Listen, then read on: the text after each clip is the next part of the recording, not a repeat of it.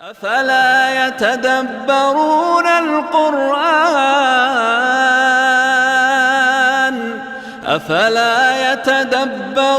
القرآن أم على قلوب أقفالها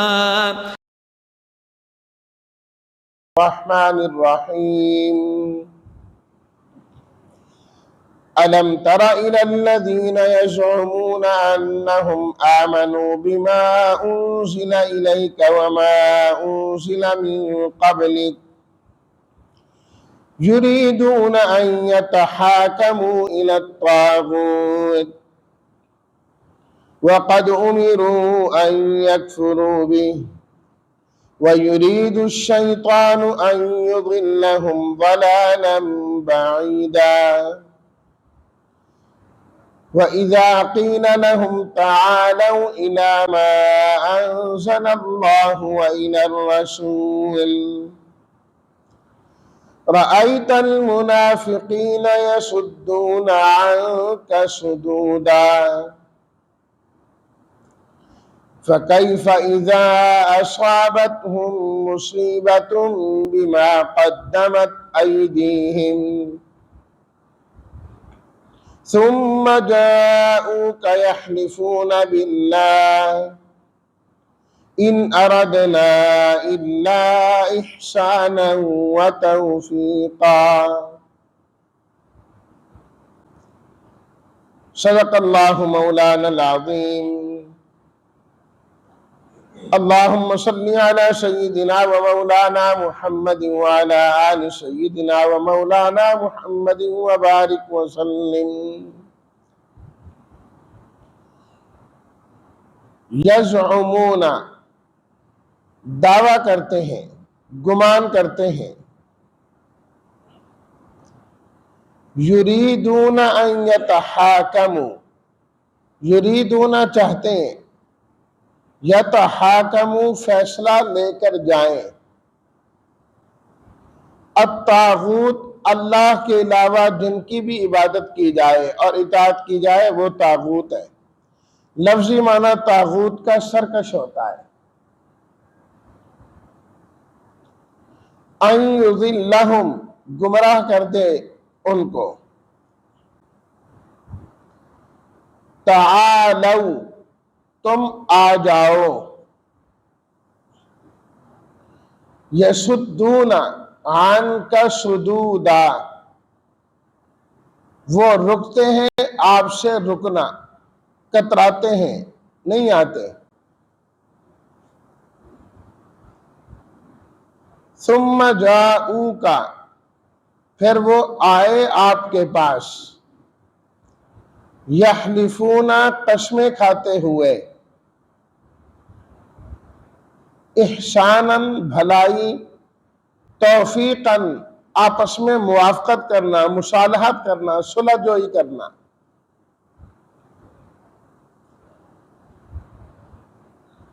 ترجمہ: کیا آپ نے نہیں دیکھا ان لوگوں کی جانب جو دعویٰ کرتے ہیں کہ وہ ایمان لائے اس پر جو کچھ اتارا گیا آپ کی جانب اور جو کچھ آپ سے پہلے اتارا گیا، وہ چاہتے ہیں کہ وہ اپنا فیصلہ لے کر جائیں شیطان کی جانب، اور تحقیق ان کو حکم دیا گیا ہے کہ وہ اس کا انکار کریں، اور شیطان چاہتا ہے کہ وہ ان کو دور کی گمراہی میں گمراہ کر دے۔ اور جب ان سے کہا جاتا ہے کہ تم آ جاؤ اس چیز کی طرف جسے اللہ نے نازل کیا اور اللہ کے رسول کی طرف آ جاؤ، تو اے مخاطب تو دیکھے گا منافقین کو، آپ دیکھیں گے منافقین کو کہ وہ رکتے ہیں آپ سے رکنا۔ پس کیا کیفیت ہے ان کی جب ان کو کوئی مصیبت پہنچی بوجہ اس کے جو ان کے ہاتھوں نے آگے بھیجا، پھر وہ آپ کے پاس قسمیں کھاتے ہوئے آئے اللہ کے نام کی کہ ہمارا ارادہ تو بھلائی کا اور آپس میں صلح کا تھا۔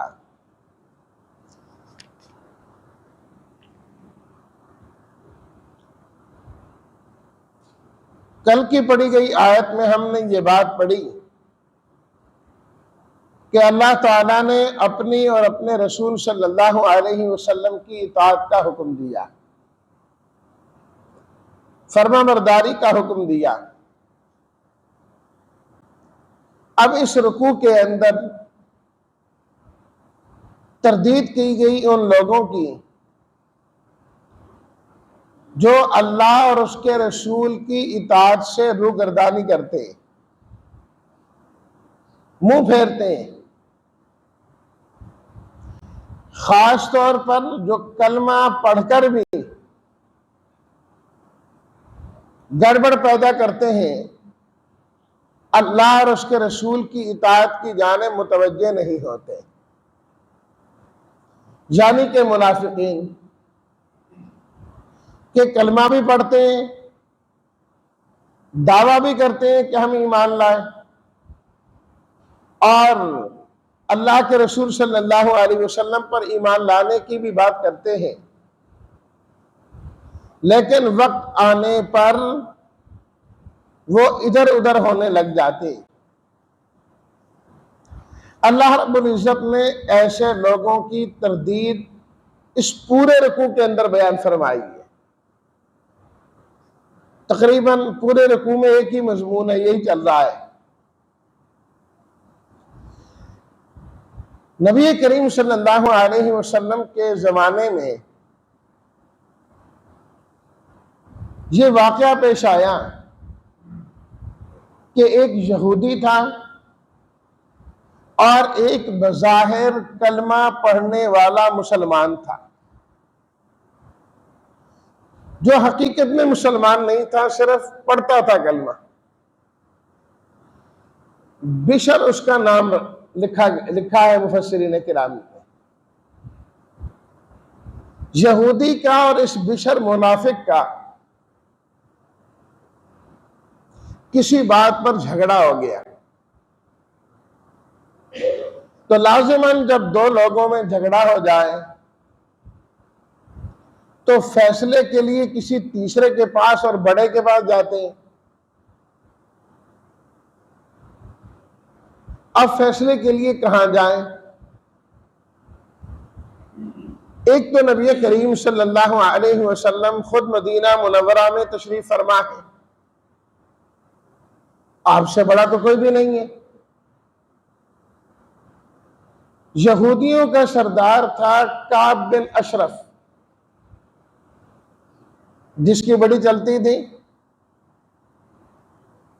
یہ دو نام سامنے آئے۔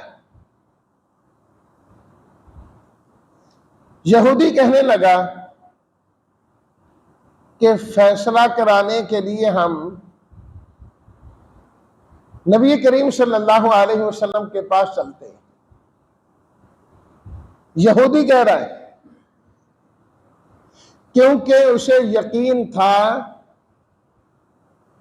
کہ نبی کریم صلی اللہ علیہ وسلم جو بھی فیصلہ فرمائیں گے وہ حق کا فرمائیں گے، آپ کا فیصلہ غلط نہیں ہو سکتا۔ خود یہودی ہے، اپنے سردار کعب بن اشرف یہودی پر اعتماد نہیں ہے، اس کو پتہ ہے کہ اس کا فیصلہ حق کا فیصلہ نہیں ہوتا۔ اور جو وہ منافق تھا بشر نامی، وہ بھی اس بات کو سمجھتا تھا کہ نبی کریم صلی اللہ علیہ وسلم تو حق کا فیصلہ فرمائے، اور جب آپ نے حق کا فیصلہ کیا تو فیصلہ میرے خلاف آ جانا ہے۔ جھوٹے کو تو پہلے پتا ہوتا ہے نا میں جھوٹا ہوں، وہ تو فریب کر رہا ہوتا ہے، دجل کر رہا ہوتا ہے کہ چلو ہو سکتا ہے میرا کام نکل جائے۔ پتہ اس کو بھی ہے کہ یہاں پر فیصلے حق پر مبنی ہوتے ہیں اور میرے خلاف فیصلہ آ جائے گا۔ کہنے لگا کہ نہیں، تم یہودی ہو، تمہارے سردار کعب بن اشرف کے پاس چلے گی۔ کافی جھگڑنے کے بعد اس بات پر متفق ہو گئے کہ نبی کریم صلی اللہ علیہ وسلم کی خدمت میں چلتے ہیں. دونوں آگے آپ علیہ الصلوۃ والتسلیمات کے پاس، اور جو اپنا معاملہ تھا دونوں نے بیان فرمایا، دونوں نے بیان کیا. آپ علیہ الصلوۃ والتسلیمات نے سننے کے بعد فیصلہ ارشاد فرما دیا، اور جو آپ نے فیصلہ کیا وہ بظاہر جو کلمہ پڑھنے والا تھا اس کے خلاف تھا اور یہودی کے حق میں تھا. یہ نہیں کہ یہ یہودی ہے، ہمارا دشمن ہے تو اب ہم اس کے خلاف فیصلہ دیں، نہیں. اگر اس کا حق بنتا ہے تو انصاف کا تقاضا یہ ہے کہ اس کے حق میں فیصلہ ہونا چاہیے. خود نبی کریم صلی اللہ علیہ وسلم نے اس کے حق میں فیصلہ دیا. اب وہاں سے واپس آ گئے. راستے میں منافق نے ایک اور چال چلی، کہنے لگا فیصلہ تو ہمارا ہو ہی چکا ہے، تو کیوں نہ ہم حضرت عمر رضی اللہ تعالیٰ عنہ کے پاس بھی چلے جائیں. ہاں جی، جانے میں تو حرج والی کوئی بات نہیں، یہودی کہنے لگا، لیکن فیصلہ تو ہو چکا ہے. کہا بالکل ہو چکا ہے، لیکن ہو سکتا ہے کوئی صلح صفائی کی یا کوئی اور صورت نکل آئے. اس کا مطلب یہ تھا کہ حضرت عمر رضی اللہ تعالی عنہ کفار کے بڑے سخت خلاف ہے، سخت خلاف ہے کفار کے. وہ اللہ تعالیٰ نے قرآن مجید میں نبی کریم صلی اللہ علیہ وسلم کے صحابہ کرام کی جو صفات بیان کی ہیں ان میں فرمایا نا والذین معہ اشداء علی الکفار رحماء بینہم، کہ یہ کافروں کے خلاف بڑے سخت ہیں اور آپس میں رحم دل ہیں. تو حضرت عمر رضی اللہ تعالیٰ عنہ اشداء علی الکفار میں سے تھے، کفار کے خلاف ڈٹ جانے والے اور بڑی سختی کرنے والے، کوئی نرمی کا پہلو نہیں. ہم نے کہا اچھا، یہ اس منافق کے ذہن میں. اس طرح وہ منافق یہودی کو لے کر حضرت عمر رضی اللہ تعالیٰ عنہ کے پاس آ گیا. کہنے لگے دونوں کہ ہمارا ایک معاملہ ہے وہ ہم آپ کے پاس لے کر آئے ہیں. کیا معاملہ ہے؟ انہوں نے اپنا معاملہ بتایا.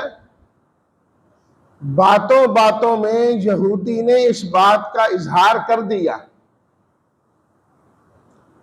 کہ ہمارے اس مقدمے کا فیصلہ نبی کریم صلی اللہ علیہ وسلم نے فرما دیا ہے، لیکن یہ کلمہ پڑھنے والا جو اپنے آپ کو مسلمان کہلاتا ہے یہ پکڑ کے مجھے آپ کے پاس لے آیا ہے، تو میں تو آ گیا ہوں، باقی فیصلہ ہو چکا. حضرت عمر رضی اللہ تعالیٰ عنہ نے اس منافق سے پوچھا جو بظاہر مسلمان بنا ہوا تھا، کیا ایسی بات ہے؟ نبی کریم صلی اللہ علیہ وسلم کے پاس تم گئے تھے؟ ہاں جی گئے تھے. یہ آپ نے مقدمے کا فیصلہ فرما دیا؟ ہاں جی فرمایا تھا. کہا اچھا چلو میں بھی تمہارا فیصلہ کرتا ہوں. گھر گئے، اندر تلوار اٹھا کر لائے اور وہ جو کلمہ پڑھنے والا مسلمان بنا ہوا تھا نا اس کی گردن ہی اتار دی. فرمانے لگے جو شخص نبی کریم صلی اللہ علیہ وسلم کے فیصلے کو نہیں مانتا عمر اس کا یہ فیصلہ کیا کرتا ہے. وہ بندہ تو زندہ رہنے کے قابل ہی نہیں ہے جب اپنے آپ کو مسلمان کہلاتا ہے، کلمہ پڑھتا ہے، اور اللہ کے نبی صلی اللہ علیہ وسلم ایک فیصلہ فرمائے اس پر راضی نہیں ہوتا، اس کا فیصلہ یہ ہے گردن اڑا دو. اللہ اکبر. اب معاملہ کسی اور رخ پر نکل گیا. وہ جو منافق تھا اس کے جو ساتھی تھے وہ آ گئے, اس کے رشتہ دار آ گئے کہ ہمارا بندہ حضرت عمر نے قتل کر دیا ہے, مار دیا ہے, جبکہ ہمارے بندے کا کوئی ارادہ یہ نہیں تھا کہ نعوذ باللہ من ذالک نبی علیہ الصلوۃ والتسلیمات کا فیصلہ کوئی غلط فیصلہ ہے. فیصلہ تو آپ نے کر دیا تھا. فیصلہ اور چیز ہوتی ہے, مصالحت اور چیز ہوتی ہے. صلح صفائی سے صلح کے اندر کچھ لو اور کچھ دو ہوتا ہے, کچھ وہ اپنا حق چھوڑ دیتا ہے, کچھ وہ اپنا حق چھوڑ دیتا ہے. فیصلے کے اندر تو کہہ دیا جاتا ہے یہ سچا ہے یہ جھوٹا ہے, اس کو کچھ نہیں ملے گا اس کو سب کچھ ملے گا. صلح کے اندر دونوں کو ترغیب دی جاتی ہے, کوئی نہیں یار جانے دو مسئلے کو. تو صلح صفائی کے لیے آئے, حتیٰ کہ انہوں نے مطالبہ شروع کر دیا کہ ہمارا بندہ قصوروار نہیں تھا, بغیر کسی وجہ کے قتل کیا گیا, ہمیں تو ان سے قتل ہوا نا. اور ایک شوربہ برپا کر دیا ان منافقین نے. اللہ تعالیٰ نے اس موقع پر قرآن مجید کی ان آیات کو نازل فرمایا. تقریباً یہ پورا رکوع نازل کیا اللہ تعالیٰ نے, جس میں حضرت عمر رضی اللہ تعالی عنہ کی تائید کی گئی. اور یہ آیات ان آیات میں سے ہیں جو اللہ رب العزت نے حضرت عمر فاروق رضی اللہ تعالی عنہ کی موافقت میں نازل کی, کہ حضرت عمر رضی اللہ تعالی عنہ نے ایک بات فرمائی یا ایک کام کیا, اللہ نے اس چیز کی تائید قرآن مجید کی آیات میں نازل فرمائی. 20 کے قریب قرآن مجید کی ایسی آیات ہیں جو موافقات عمر کہلاتی ہیں. حضرت عمر رضی اللہ تعالیٰ عنہ کی رائے کے مطابق اللہ تعالیٰ نے ان آیات کو نازل فرمایا. یعنی فیصلہ تو اللہ کے پہلے سے ہی تھا, لیکن وہ بات حضرت عمر رضی اللہ تعالیٰ عنہ کے دل پر پہلے سے آ گئی, انہوں نے اظہار کر دیا, اللہ نے اپنی آیت نازل فرما دی. اللہ نے آیات نازل فرما دی. کئی آیات قرآن مجید کی ایسی ہیں, علامہ سیوطی رحمۃ اللہ علیہ نے 20 کے قریب وہ آیات شمار فرمائی. ان میں سے یہ بھی. اللہ اکبر. تفصیلی بات تو کل اس رکوع سارے کے بارے میں کل ہی کریں گے تاکہ کٹھی سمجھ میں آئے. پہلی آیت کا میں کر دیتا ہوں. فرمایا دیکھو ان لوگوں کو, دعویٰ تو ان کا یہ ہے کہ آمنوا بما انزل الیک وما انزل من قبلک, یہ تو ایمان لاتے ہیں آپ پر بھی اور اس پر بھی جو آپ سے پہلے نازل کیا گیا. یہ جو منافق تھے نا اصل میں یہ اکثر اہل کتاب میں سے تھے, یہود تھے, یہ یہودیوں میں سے تھے, بظاہر کلمہ پڑھ کے مسلمان ہو رہے تھے. ان کا دعویٰ یہ تھا کہ پہلے ہمارا ایمان تورات پر تھا, اب جب دوسری کتاب آ گئی تو ہم اس پر بھی ایمان لاتے ہیں. فرمایا دعویٰ چیک کرو ان کا کہ وہ اس کتاب پر بھی ایمان لائے اور پہلی پر بھی, جبکہ چاہتے کیا ہے کہ فیصلہ ہمیشہ اللہ کی کتاب سے نہ کرایا جائے. ایمان اللہ کی کتاب پر لانے کا کرتے ہیں, دعویٰ اس چیز کا کرتے ہیں. جب اللہ کی کتاب پر ایمان لائے ہو تو اس کے مطابق فیصلہ بھی قبول کرو, اللہ کے رسول کی اطاعت بھی کرو. وہاں پر اللہ اور اس کے رسول کو چھوڑ کر طاغوت کی جانب جاتے ہیں. وَقَدْ أُمِرُوا أَن يَكْفُرُوا بِهِ, جبکہ ان کو حکم تو اس بات کا دیا گیا تھا کہ طاغوت کا انکار کرنا ہے. اللہ کی ہستی کے علاوہ, اللہ کی ذات کے علاوہ جس کی بھی عبادت کی جائے اس کو طاغوت کہا جاتا ہے۔ اللہ تعالیٰ نے سورہ البقرہ میں ارشاد فرمایا فَمَن يَكْفُرْ بِالطَّاغُوتِ وَيُؤْمِن بِاللَّهِ فَقَدِ اسْتَمْسَكَ بِالْعُرْوَةِ الْوُثْقَىٰ، جو طاغوت کا انکار کرے گا اور اللہ پر ایمان لائے گا، اسلام کا مضبوط کڑا یہی پکڑنے والا ہے۔ جس طرح ایمان لانے کے لیے اللہ کو ماننا ضروری ہے، اسی طرح ایمان کے لیے غیر اللہ کا انکار بھی ضروری ہے۔ جس طرح ایمان کے لیے اللہ اور اس کے رسول سے محبت کرنا ضروری ہے، اسی طریقے سے ان کے غیر سے نفرت کرنا یہ بھی ایمان کا حصہ ہے۔ من احب للہ وابغض للہ واعطى للہ ومنع للہ فقد استکمل الایمان، جو محبت کرے کسی سے تو اللہ کے لیے، دشمنی رکھے تو اللہ کے لیے، کسی کو کچھ دے تو اللہ کے لیے اور کسی کو کچھ نہ دے تو اللہ کے لیے، فرمایا اس آدمی کا ایمان کامل ہے۔ تو ایمان لانے کے لیے قد امروا ان یکفروا بہ، طاغوت کا انکار کرنا ہے۔ کیوں؟ فرمایا وَيُرِيدُ الشَّيْطَانُ أَن يُضِلَّهُمْ ضَلَالًا بَعِيدًا، شیطان تو ہمیشہ چاہتا ہے کہ لوگوں کو گمراہ کرتا رہے اور بہت دور جا پھینکے جہاں سے واپس آنے کی امید ہی نہ ہو، جہاں سے واپس آنے کی امید ہی نہ ہو۔ فرمایا جب ان سے کہا گیا کہ اللہ اور اس کے رسول کی طرف آ جاؤ، فیصلہ کرا لو، تو منافقین جو ہے نا بھاگنے لگے۔ اب ان سے برداشت نہیں ہوتا، کیونکہ ان کو نظر آتا ہے کہ اللہ کے رسول صلی اللہ علیہ وسلم کو جو فیصلہ ہے وہ ہمارے خلاف ہو، خود بھاگے اور اس کے نتیجے میں ان پر یہ مصیبت آئی، بندہ قتل ہوا۔ اب آ کر قسمیں کھاتے ہیں اور کہتے ہیں کہ نہیں نہیں، ہم تو بھلائی کے ارادے سے گئے تھے، ہمارا مقصد یہ تھا توفیقاً آپس میں کہ صلح صفائی ہو جائے، موافقت ہو جائے۔ فرمایا یہ سب جھوٹ بولتے ہیں، ان کے دلوں میں جو کچھ بھی ہے اللہ اس کو جاننے والے۔ اللہ تعالیٰ سے یہ بات کو نہیں چھپا سکتے، تو اس لیے ان کا جھوٹ اللہ نے ان آیات کے ذریعے سے واضح کر دیا، اور ابھی اگلی آیات بھی اسی کے متعلق آ رہی ہیں۔ اللہ تعالیٰ ہم سب کو مخلص ایمان والا بنائے، اور اپنے تمام تر فیصلے ہم سب کو اللہ اپنی کتاب کے ذریعے سے کرنے کی توفیق عطا فرمائے۔ وآخر دعوانا ان الحمد للہ رب العالمین۔